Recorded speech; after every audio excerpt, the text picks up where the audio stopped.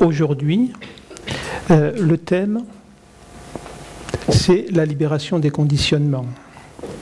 Alors, il ne vous a peut-être pas échappé que chaque fois, je présente un thème avec un intitulé, et cet intitulé n'est pas forcément développé jusqu'au bout. Pourquoi ? Pour une raison qui est très simple, c'est que ce qui se passe ici n'est pas un enseignement, ce n'est pas des théories supplémentaires, ce n'est pas des concepts supplémentaires.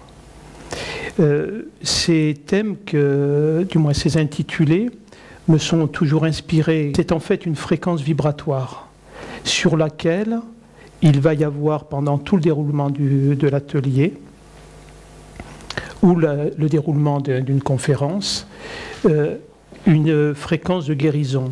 C'est-à-dire que toute la journée, même si nous parlons d'autre chose, même si nous parlons d'un sujet complètement différent, il y aura un travail subtil qui se fera sur la libération des conditionnements. En fait, je vais faire un petit peu comme vous, c'est-à-dire je m'adapte à ce qui se produit. C'est un petit peu comme si qu'il y avait une route. Je me disais, bon, on va prendre cette route, il va y avoir tel ou tel exercice, tel ou tel développement, et tout d'un coup, pof, la porte se ferme. Et immédiatement, un autre espace s'ouvre, et il y a d'autres propositions qui se présentent. Ces propositions sont toujours en lien complètement avec le groupe, avec qui vous êtes, avec ce que vous venez, et ce travail va venir nourrir, défaire et libérer ou soigner ou guérir des conditionnements qui peuvent être en vous. Voyez ? Donc, ces ateliers et ces rencontres ou causeries, c'est avant tout, ce n'est pas un enseignement, comme je vous disais, ce n'est pas un concept de plus, ce n'est pas une théorie de plus, vous ne repartez pas avec un savoir-faire, mais plutôt avec un savoir-être. Pas un savoir-être que je vous indique, ou un savoir-être qui serait encore un autre, comment dirais-je, un autre conditionnement en fait, un autre schéma de pensée, mais le savoir-être dans lequel je vous accompagne, c'est un petit peu comme un doigt qui pointe vers la source, qui vient marquer, vient montrer ce que vous êtes avant tout conditionnement. Et c'est à partir de ce savoir-être que tout se déploie dans votre vie. Donc c'est pour ça que je vous demande d'être dans un schéma d'ouverture, un schéma d'écoute. Il y a souvent le temps d'un atelier un inconfort, ou même on peut ressentir une lassitude. À un moment, on peut avoir le sentiment que j'en ai marre. C'est trop, ou je suis fatigué, ou le physique réagit. Ce sont des phénomènes tout à fait normaux. Il faut les accueillir, il faut les laisser agir en vous. C'est vraiment cette fréquence de guérison qui fonctionne. Voilà un petit peu la précision que je voulais faire, parce que souvent on a l'habitude, quand on fait un atelier ou quand on fait une conférence ou un séminaire, on vient pour un thème et le thème va être déployé jusqu'au bout et on va avoir le sentiment qu'on repart avec une connaissance supplémentaire ou un encombrement supplémentaire, tout dépend comment on le prend. C'est-à-dire que ça va venir très souvent remettre en question un comportement par un autre comportement. Et on n'en finit jamais des transformations d'un comportement par un autre comportement.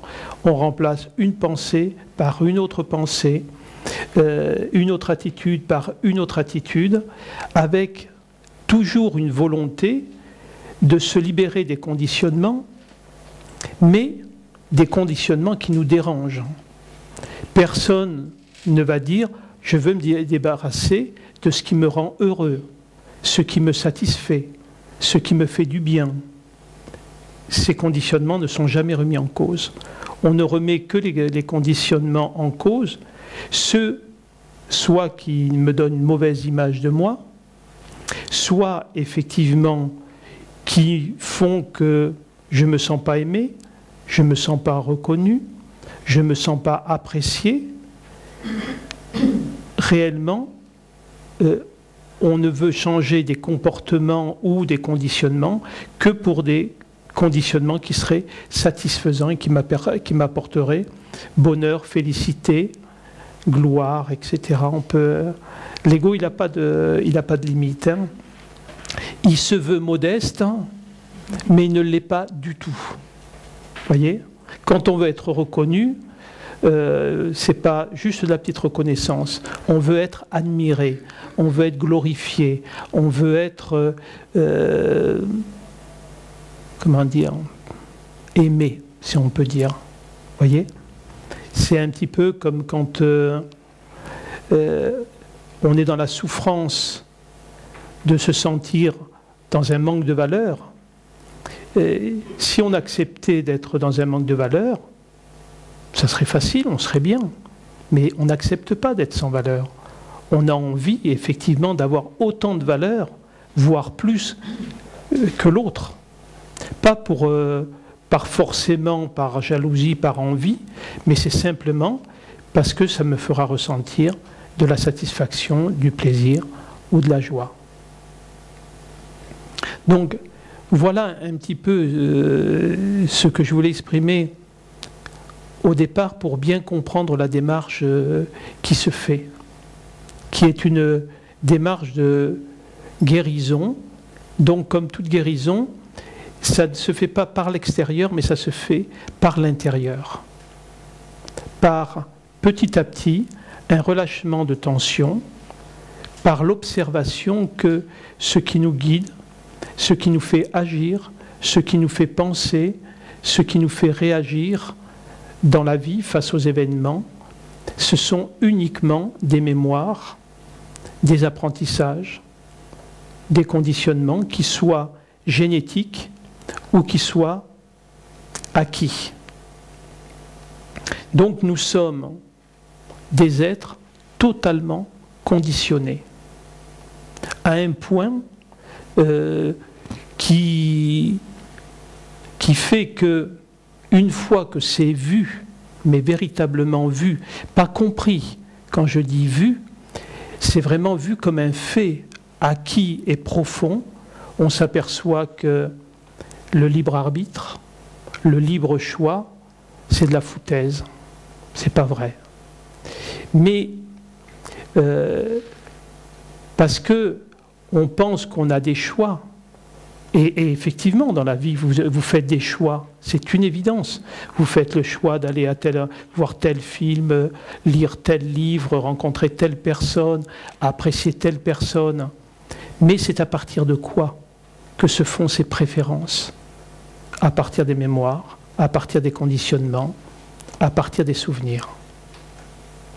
Et le fait d'être conditionné n'est pas un problème en soi, parce que nous sommes conditionnés, parce que nous parlons français, donc on peut se comprendre, nous marchons, nous savons écrire, nous savons parler, donc nous pouvons fonctionner réellement dans un environnement avec, je dirais, une sociabilisation qui nous permet de vivre et de survivre à peu près à toutes les conditions. Donc, le conditionnement n'est pas quelque chose qu'il faut détruire. Il n'y a pas dans le conditionnement quelque chose qui soit mauvais. Au contraire, c'est véritablement ce qui fait que chacune de nos cellules sait parfaitement pourquoi elle fonctionne. Donc, le conditionnement, il est à reconnaître simplement. Et quand nous allons pouvoir le reconnaître pour ce qu'il est, à ce moment-là, nous allons commencer à pouvoir nous libérer de, non pas des conditionnements, mais du didacte du conditionnement. quand je vais pouvoir remarquer que telle attitude que je peux avoir, par exemple, on peut prendre un exemple, quelqu'un ne me dit pas bonjour, je peux prendre juste cet exemple-là, je ne vais pas me sentir respecté, je ne vais pas me sentir reconnu, je vais trouver que c'est quelqu'un d'impoli. Tout cela, ce n'est que de la morale. Si on ne m'avait pas appris les règles de politesse, qui au demeurant ne sont pas contestables, mais si on ne me les avait pas apprises, il n'y aurait aucune souffrance, il n'y aurait aucune interprétation dans l'acte de l'autre. Donc, où se situe le problème? Le problème, ce n'est pas que l'autre ne va pas me dire bonjour, fondamentalement. C'est uniquement l'idée que je me fais de moi qui va être touchée. Et on arrive à cette partie du conditionnement qui est construit d'une grande partie de mémoire, de souvenirs, d'images que j'ai de moi-même, de la tradition, de l'éducation. Et cet ensemble, cet agglomérat de choses, je vais l'appeler moi. Et je vais défendre ce moi qui n'est en fait constitué que de ces croyances que si l'autre ne me dit pas bonjour, je suis blessé. Mais réellement, qu'est-ce qui réagit? C'est pas moi, c'est uniquement cette mémoire que normalement on dit bonjour.